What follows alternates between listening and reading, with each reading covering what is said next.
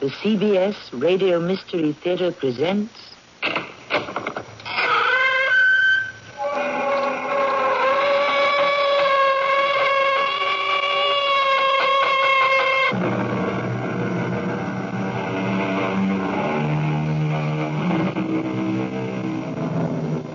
Come in. Welcome. I am Tammy Grimes. This is the true story of Mary Reynolds, born in the wilds of Pennsylvania in 1793, died there aged 61 in 1854. The details of her peculiar life and eccentric personality were not set down until 1860, when a well-known doctor and prolific writer named Silas Weir Mitchell took it upon himself to gather together the facts of her erratic existence and publish them. Mary, my dear? Are you speaking to me? Mary, dearest. What is it? What do you want? Mary, I'm your brother, Simon. And you? Who are you? Why, I'm your mother, dear. A likely story. And this is your father. I never saw any of you before in my life.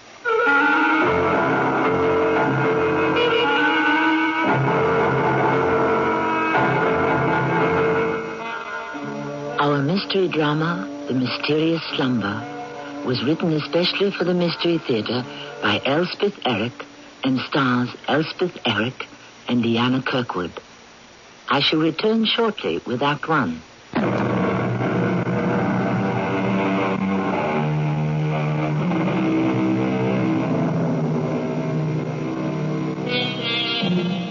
The story of Mary Reynolds will not die. William James abstracted it in his Principles of Psychology, published in 1891. And in our century, it was told again by the famous psychoanalyst C.G. Jung in Volume 1 of his Psychiatric Studies, published both here and in England in 1957. Now we, I trust without pretension, bring you a dramatized version of the story of Mary Reynolds.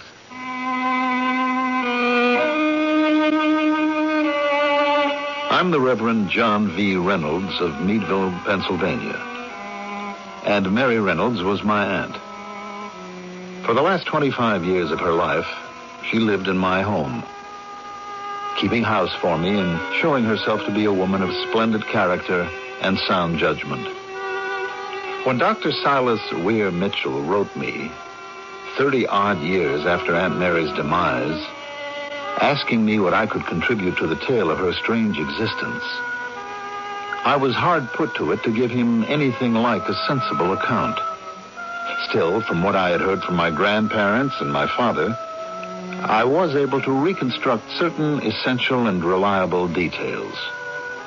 Then, too, there were the lengthy conversations I had with Aunt Mary herself while she was living with me, which she did from the time she was 36 till she passed on at age 61. Your breakfast is on the table, John. Be right there, Aunt Mary. Got something new for you to try. Oh? What would that be? It's called Scrapple. Mrs. Lacey told me about it after her trip to Philadelphia. They eat a lot of it there, Mrs. Lacey says. Well, what do you think of it? It's good. It's very good indeed. Oh, happy you like it. Were you always such a fine cook, Aunt Mary? I think so. No, I mean before you came here to the parsonage, when you lived with your family. I believe I used to cook rather a lot. Whether or not what I cooked was any good, well, I don't remember clearly. Probably sometimes it was. Other times, not. Probably that's the way it was. But you don't really remember, do you? Sometimes I think I do. Other times I think I never really lived my life at all, if you catch my meaning. I'm not sure I do. It's as though I'd read it all in a book. Or perhaps someone told me about it. Never all of it, just bits and pieces. That must be very disconcerting. Well, yes, in a way. Never to have lived your life. Yes, that's unsettling. However, I've got used to it, more or less. And I'm very content here with you, John. Don't think for a minute I'm not.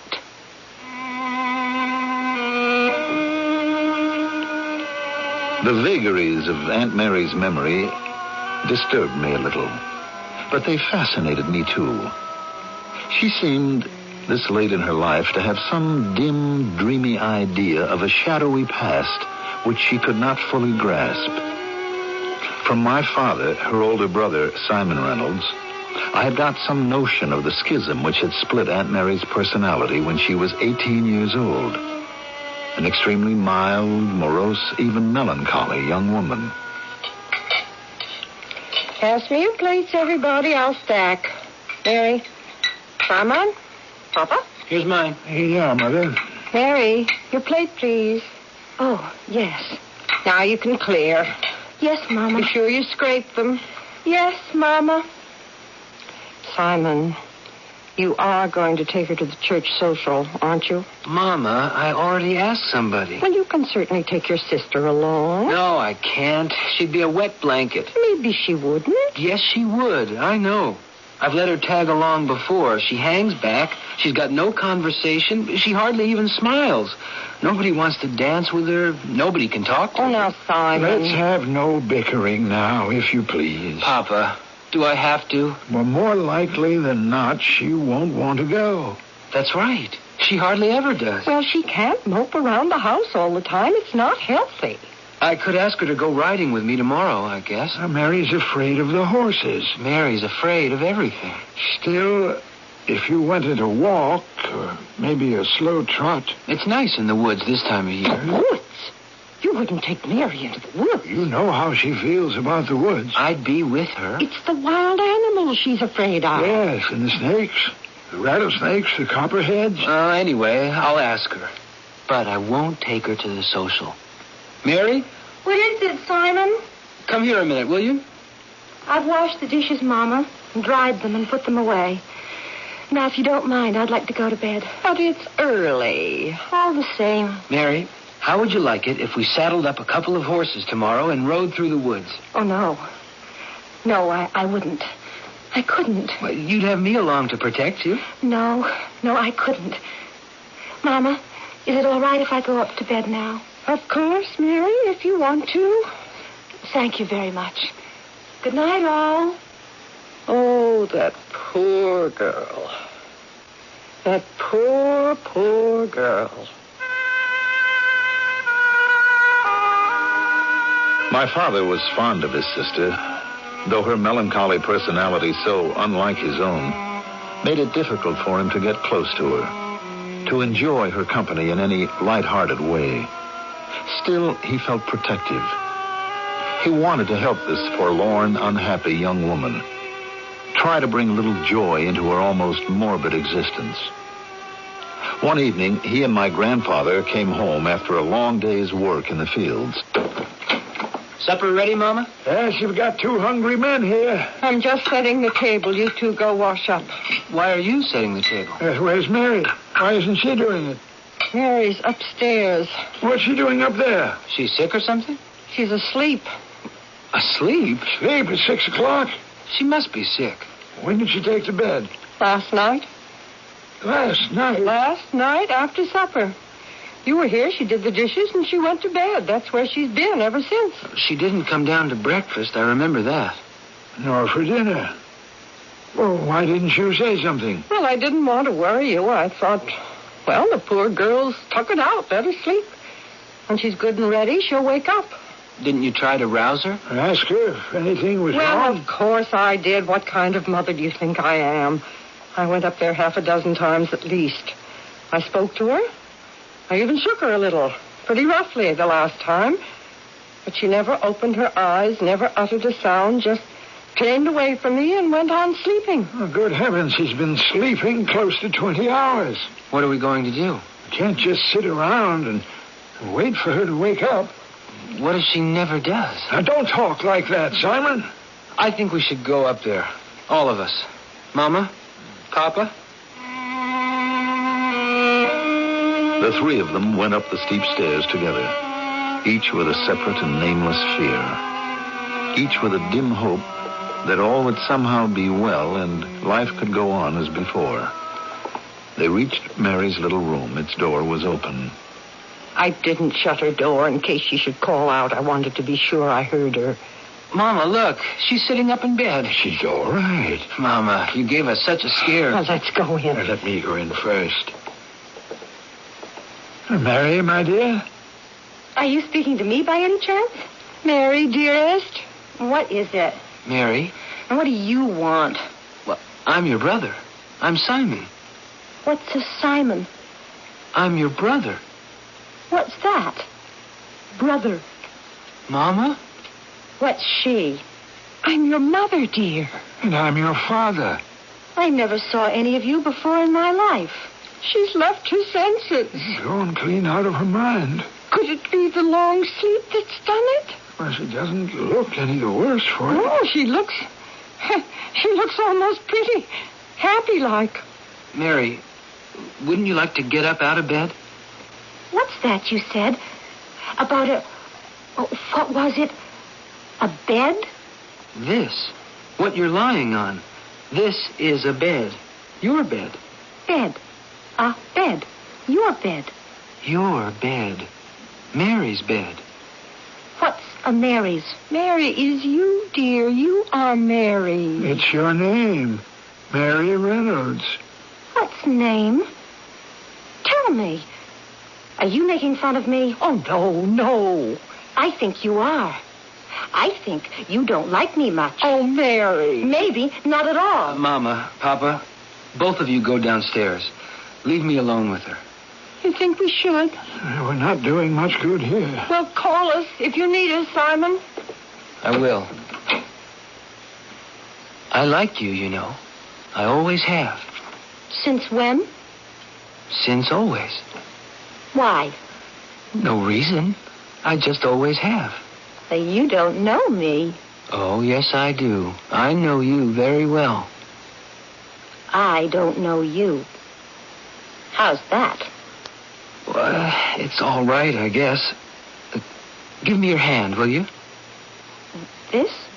Yes, that's your hand. Give it to me. Let me hold it and help you get out of bed. That's it. Yes, like that.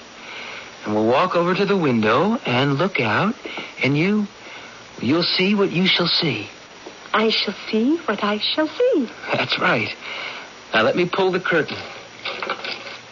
Now you can see. Oh, I see it. What do you see? Right there. Right there. That's a tree. It's a tree. A tree. And beyond. All that. All that. That's the sky. Oh, it's pretty. It's pretty, pretty, pretty. So pretty. Oh, so very, very pretty. My father said she was like a newborn child. Her memory was gone completely. The world and everything in it was altogether new to her. Her father, her mother, her brother, friends, and relatives who came to see her, all went unrecognized. It was as though she had never seen them before, never known them, was not aware that such persons had ever existed. To the scenes which surrounded her, she was a perfect stranger. The house, the fields, the forests, the hills, the streams, all were novelties. She had not the slightest consciousness that she had ever existed previous to the moment she awoke from that mysterious slumber.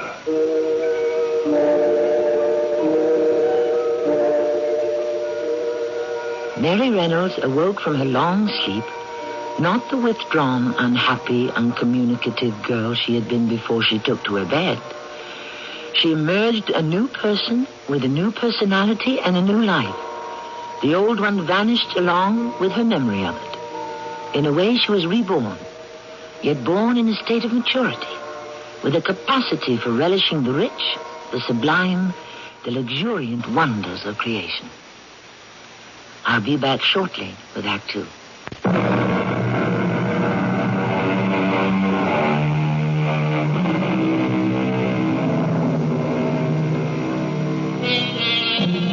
What happened to Mary Reynolds during her long, mysterious sleep? No one really knows. What could happen to change a melancholy, dispirited girl into a lively, cheerful one? And what caused the amnesia? The failure to recognize father, mother, brother? Was something triggered in the recesses of her unconscious mind that made her renounce her previous life and self and turn to a new life, a new self? I wish I had an answer for you, but I don't. My father said that after Aunt Mary's sudden, inexplicable change, her parents decided to invite various friends and relatives within traveling distance to attend a party. Were they anxious to parade in front of them their new daughter? Charming, vivacious, cheerful, so different from the dull, retiring child they had known before? Or was it an effort to bring back Mary's memory of times past, of people known? No matter which, their intentions, I'm sure, were of the best. Bye, Lucy. Bye, Frank. Come back soon. That was a nice party, wasn't it? It was lovely. Everyone was so charming. Oh, I loved them all. Who were they? Oh, Mary. Mary. That's me. This man told me. Yes, Simon. Yes, Simon. My, brother. Is that right? That's right. And who is this? Mama? And this? Papa. That's right. But what's a mama and what's a papa? Oh, never mind. It doesn't matter. I wrote those words down for her. You mean she can read words now? Well, she doesn't connect words with things yet, or with people, but she can read them. It didn't take long to teach her. Less than 2 weeks, as a matter of fact. But she used to read very well. She could read most anything. She read a lot. She will again, Mama. You know what, everybody? Mama, Papa, brother, I'm going for a walk in the woods.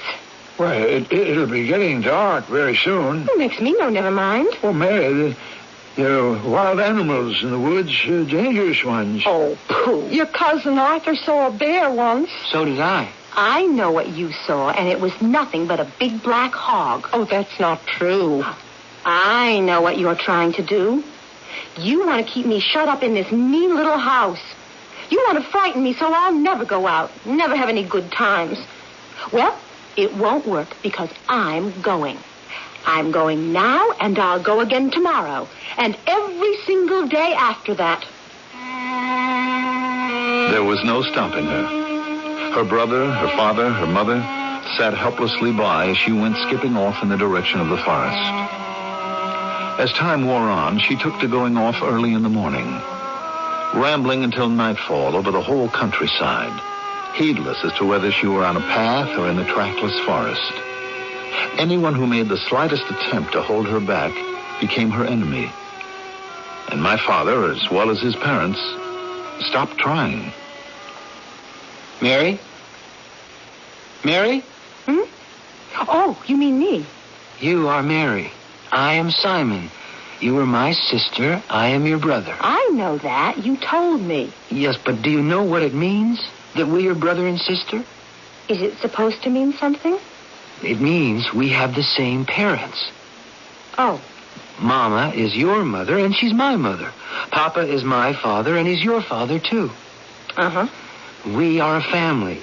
Father, mother, son, daughter. Together, we are a family. A family called Reynolds. I'm called Mary Reynolds. And I'm called Simon Reynolds. I think that's very nice. It is. It's very nice. A family is a very nice thing to be a part of. Look, Mary, I'm going to write it down for you. We are a family. You see? We are a family. Now, do you think that you could write that? But do you want me to? Yes, I do.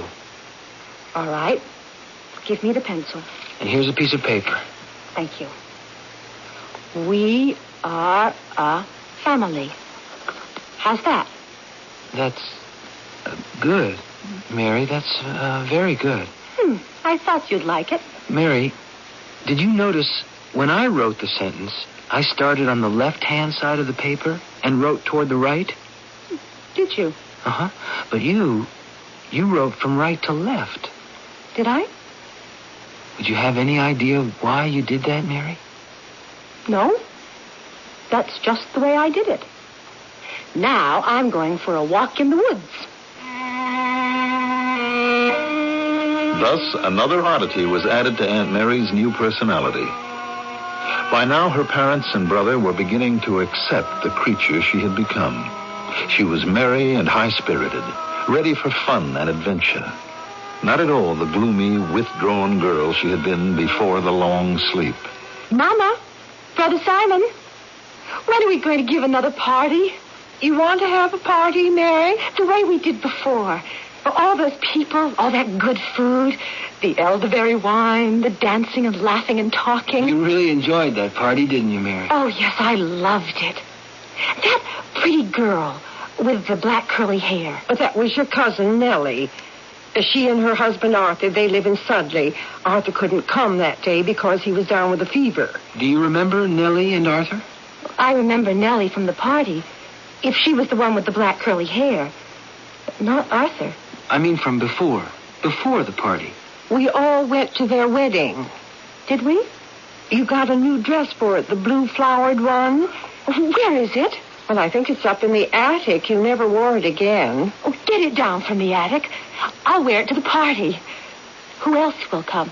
Well, there's Aunt Helen and Uncle Charlie and Betsy Higgins, my best friend, your godmother, and the Halseys. They have the farm next to ours. Ask them all. Ask everybody. We'll have the best time anybody ever had. We'll sing and dance and laugh and talk and have a wonderful time. Well, go on, ask them. All right, I'll start writing to them. Good. You do that. Oh, and get my flowered blue dress down from the attic. I'll wear it to the party. It'll take a little time, Mary. Oh, hurry it up, will you? I'm restless. I think I'll go for a walk in the woods. Mary, let me go with you this time. What for? Why do you want to go? I'd just like to. Well, at least you're not trying to stop me. Like some people I know. I tell you what, Mary. Why don't we go together on horseback? How would that be? That would be all right. Any way is all right. Father isn't using Captain and Ginger in the fields today. Why don't I throw a couple of saddles across them and we'll set out together? If you want to. I do want to. Wait for me. I'll bring the horses around. Mary and Simon set off on the backs of the two Percherons, which were ordinarily used for farm work. The sun was filtering through the tall pines. Cardinals and finches were singing. The air was cool and crisp. Hear the birds, Simon. Beautiful, Mary. Oh, I love them all. Each and every one. I'm glad. Oh, look. What's that in that tree? I think that's an oriole's nest, Mary. Really? I think you're right. Do you remember the orioles, Mary? The ones who used to nest outside our house? When was that? A couple of years ago. And a few years before that, too. They used to come back year after year. Do you remember? Should I? I guess it's not important. I just wondered. There's so much I don't remember. Well, you will. One of these days. You know what, Simon? I don't care if I never remember. Let's go faster, shall we? The brush is pretty thick. I don't care. I think we ought to turn back. Oh, fiddlesticks. Mary! Come on! Mary, slow down. It's not safe. Oh, this old workhorse won't go any faster. Please, Mary. Oh, I wish I had a proper riding horse. Put him in a walk. Please. Bring him back to a walk. Why? Mary, I'm begging you. Whoa! What, Ginger? Whoa! That's better. What are you doing, Mary? I need a whip. No, you don't. Mary, you don't need that. Yes, I do. This branch will do the trick. Mary, please. This'll wake him up. Mary, let's turn back. Let's go home. Come on! Mary, up ahead. That's a bear. Nonsense. It is. Pull up. Mary, that is a bear standing there. Now turn around, and we'll go back before he gets angry and attacks. Get up, Ginger. Get up there. The horse won't move. Of course he won't. He's got more sense. Simon, hold his reins. Why? What for? Mary, don't. What do you think you're doing? I'm going to get rid of that ugly thing. Mary, it's a bear. It's an ugly black hog. That's what it is. I've seen them before. Mary, don't. You impudent thing. Get out of here. Oh, stop grinning at me and get back where you came from. You hear me? Mary, he's standing on his hind legs. He's getting ready to attack. I'm taking my stick to him. Mary, for the love of heaven. Get out, you ugly black hog. Get out. Get out. I have my father's word that it happened in just that way. He told me the story many times when I was a boy, and I must tell you that I stood in considerable awe of my Aunt Mary. So I think did her parents when my father told them about the encounter in the woods. The horse wouldn't move, Mother, though she dug her heels into his sides and gave him some strong cuts with the stick that she'd broken from a tree. So she handed the reins to me, dismounted, and walked straight up to this enormous bear. It stood up on its hind feet and gnashed its teeth. Mary kept calling it an ugly black hog, but believe me, it was no hog. It was a bear. Merciful heavens. She shouted at the bear to get out of the way, to go back to where he came from. But the bear didn't move. Then, cool as a cucumber, she said, "Well, if you won't leave for words, I'll try blows." And with that, she walked straight up to it and started beating at it with this puny little branch she'd broken from a tree. And then what? Well, you won't believe me, but I saw it with my own eyes. That monstrous bear got down on all fours and walked away. That's hard to believe. I told you it would be. She came back to where I was, got back on her horse, and we finished our ride. I didn't have much to say. I'm not sure I said anything at all, but Mary chattered all the way back about this and that, just as though nothing had happened at all. Such was the character of Aunt Mary's second self, as they came to call her new, apparently contradictory personality. Her daring, her extreme cheerfulness, her buoyancy and sociability made her an admirable companion, a welcome occupant of the house, a joy to be with. If certain eccentricities accompanied this new self, well, they were only something to be tolerated and accepted.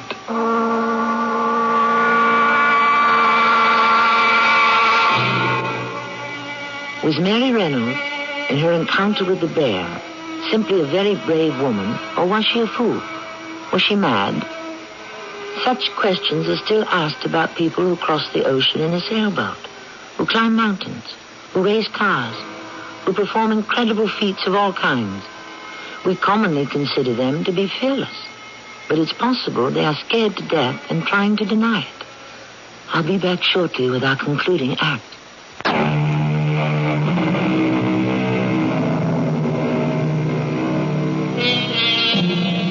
So far as I know, there has never been a definitive explanation of Mary Reynolds' drastic personality change, though the transformation has been observed and recorded by others.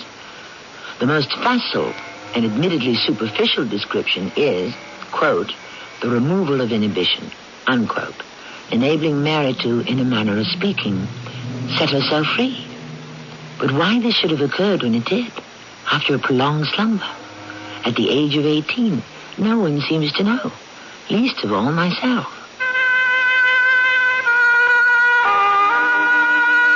Aunt Mary's giddy existence went on for quite a while. Household chores were forgotten. Conventional behavior seemed unknown. Her family watched in amazement mixed with pleasure. Then, after about 5 weeks, one night after dinner... More gooseberry pie, Mary? I don't think so, Mama. Made especially for you. That was nice of you, Mama. Perhaps... No, I think I'll go up to my room. I'm a little tired. Maybe I'll just go to bed. All right, you run along to bed, Mary, if that's what you want to do. I think it is.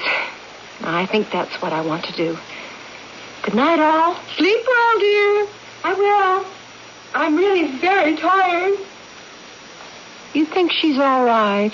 Oh, she's just tired, Mama. Oh, that running around is no wonder. She kept asking about the party we're going to have. Maybe she wants to rest up for that.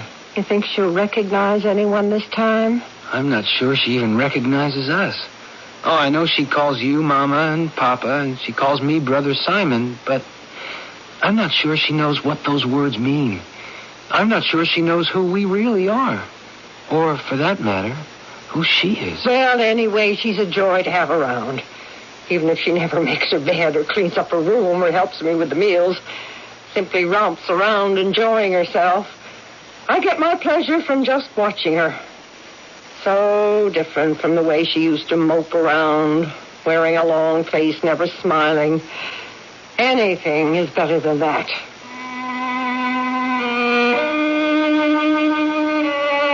Everyone agreed that the wild, unpredictable Mary was preferable to the depressed girl they had known. If she seemed to care for no one, not even to know them in any intimate way, still she was a merry companion, a ray of sunshine in the house, and they were content to leave her so.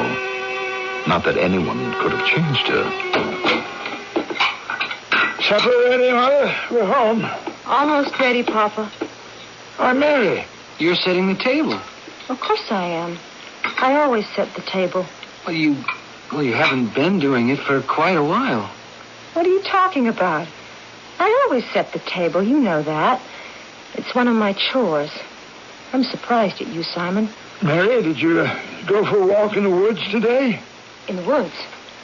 I never go near the woods. There are wild animals in the woods. You told me so, Papa. You and I went for a ride in the woods, Mary. Why do you lie to me, Simon? A brother shouldn't lie to his sister. We went on horseback, on Captain and Ginger. I think you're a trifle touched, Simon.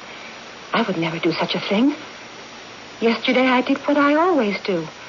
Did my chores, had dinner, cleared the table, washed up, and went to bed. That's all I did yesterday. That's what I do every day. So please don't tease me with these fanciful tales. You know I don't like to be teased. I never have. I'm sorry, Mary. Well, you should be. Mary, dear. Yes, Mama? Would you go in the kitchen and stir the stew for me? Oh, of course, Mama. And in about 2 minutes, add a little beer to it, will you? Half a cup, maybe. It'll add a little flavor. Yes, Mama. Well, what do you make of it? She's gone back to what she was. How? Why? What made it happen? She slept all day, the way she did the other time. I went to her room an hour ago. She woke up, looked at me, and said, "Oh, dear, it's you. I suppose you want me to help you in the kitchen." Well, I hardly knew what to say. It was the first time she'd mentioned helping around the house since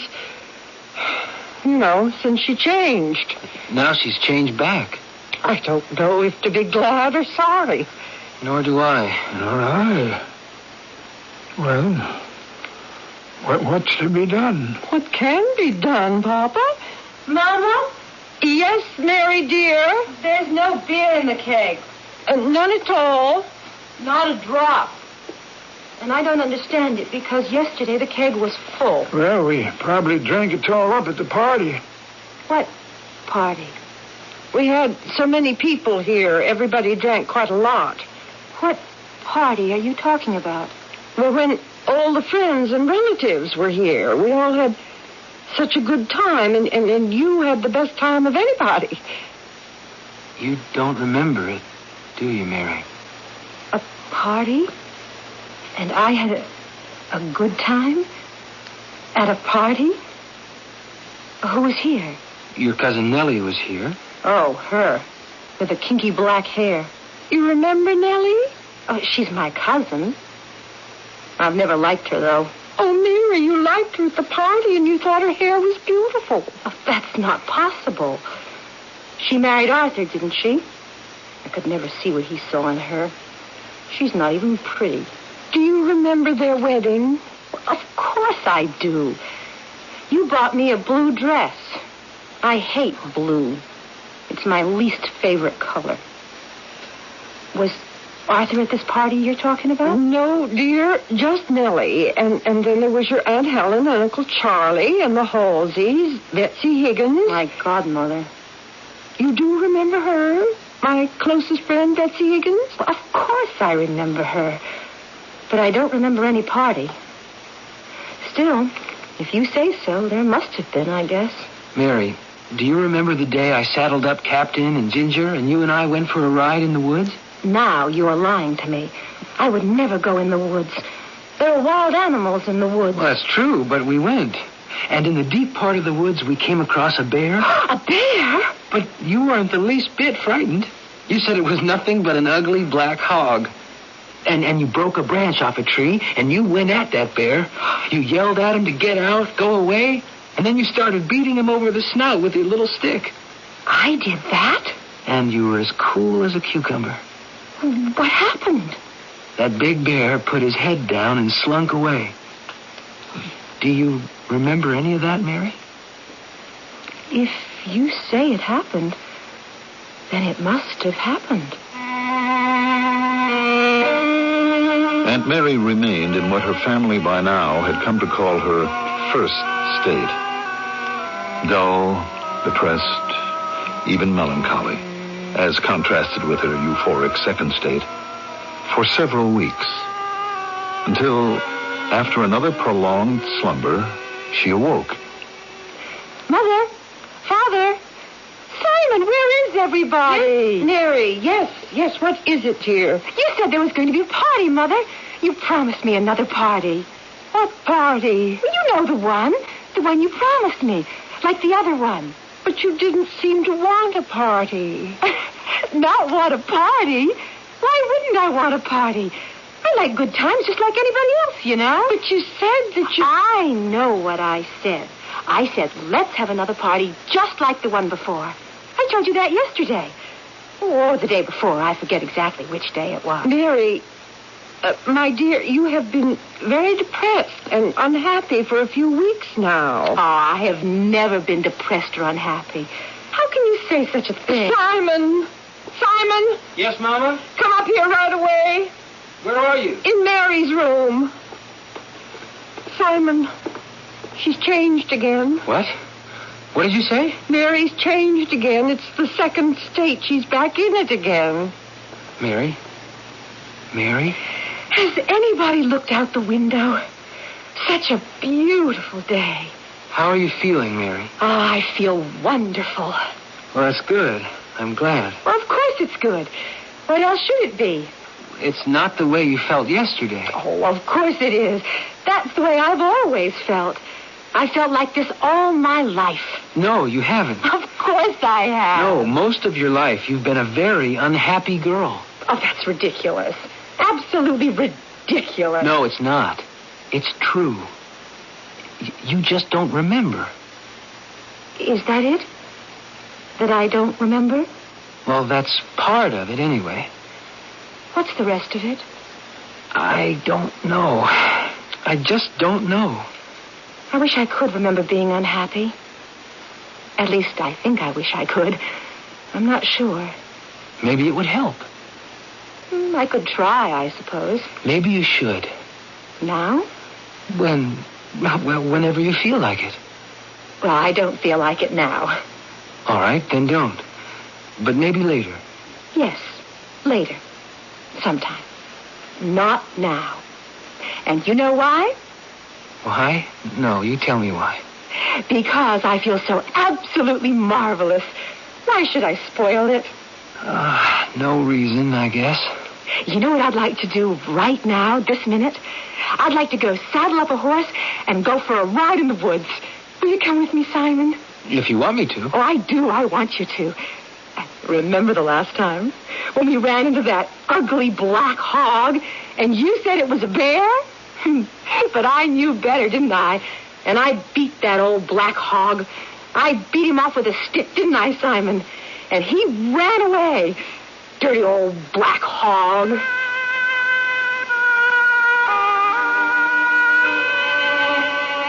These shifts from one state to another continued at intervals, sometimes long, sometimes short, for about 16 years, till Aunt Mary was about 35 or 36. At that age, she began to stay permanently in her so-called second state. Gay, mischievous, fond of company and good times. But gradually she sobered down to a level of practicality and usefulness, becoming rational, industrious, cheerful, but capable of being serious as well. During her last 25 years, she lived with me and tended to my house, as I told you at the start. And it was there that we held the conversation with which this story began. Sometimes I think I never really lived my life at all. It's as though I'd read it all in a book, or someone had told me about it. Your mother? Your father? Yes. And Simon. And friends, relatives. They would tell me things about myself. Sometimes tell me more than once. And I don't know if their telling me made me think I remembered those things, or if I really did remember them. You understand? I'm trying to. Well, don't bother your head too much about it, because I don't understand it at all. And I've got sick of trying. All I have is just these bits and pieces of my life that either I remember or think I remember. But if that's all I have, or all I'm ever going to have, well, so be it. I'll have to settle for it, won't I? Still, it must be disconcerting. Never to have lived your life? Well, it's unsettling, yes. But I've got used to it, more or less. And I'm very contented here with you, John. Don't think for a minute that I'm not. I'm happy to have you here, Aunt Mary. That's very nice to hear. Now, I must do the ordering from the grocer, take down the drapes in the living room. What, Aunt Mary? Aunt Mary, what is it? What's wrong? I wonder what's the matter with my head. Aunt Mary! Aunt Mary! Aunt Mary, what is it? Here, let me lift you. Let me put you up on the sofa. Let me get my arms around you. There, I'll put you down gently. Aunt Mary!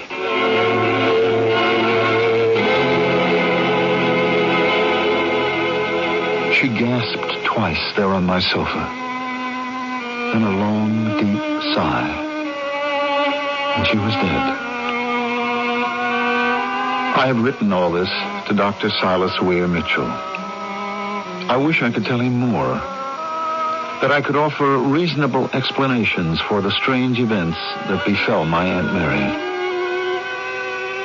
But I am a simple minister in a small Pennsylvania town. My vocation is to comfort troubled souls, not to dissect troubled minds.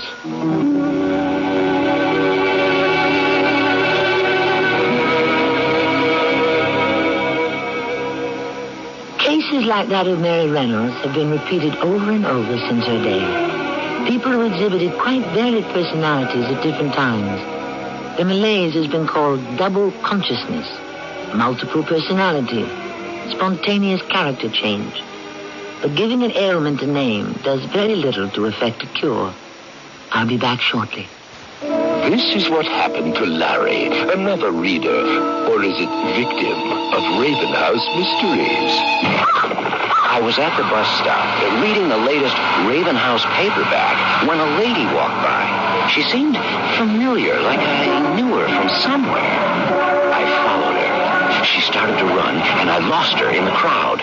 The next day, I saw her again in the supermarket. Our eyes met over the lettuce. I said, "Sarah, you're supposed to be dead." Ravenhouse Mysteries are so engrossing, you can't help but let the mystery take over your life. It was a little embarrassing. I had her confused with the character in my Ravenhouse mystery. Ravenhouse publishes new mysteries every month. Which one will claim you as its victim? If you're clever enough, you'll find Ravenhouse Mysteries wherever paperbacks are sold.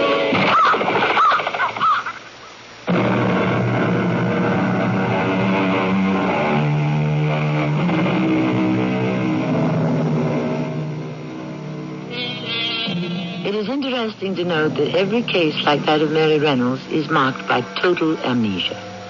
The afflicted person has no remembrance of any other state than the current one. They call this an amnesic split. Again, a fine-sounding term, one which describes the affliction, but does not alleviate it. Our cast included Elspeth Eric, Diane Kirkwood, Don Scardino, and Mandel Kramer. The entire production was under the direction of Himan Brown. Radio Mystery Theater was sponsored in part by Raven House Paperback Mysteries. This is Tammy Grimes, inviting you to return to our Mystery Theater for another adventure in the macabre. Until next time, pleasant dreams.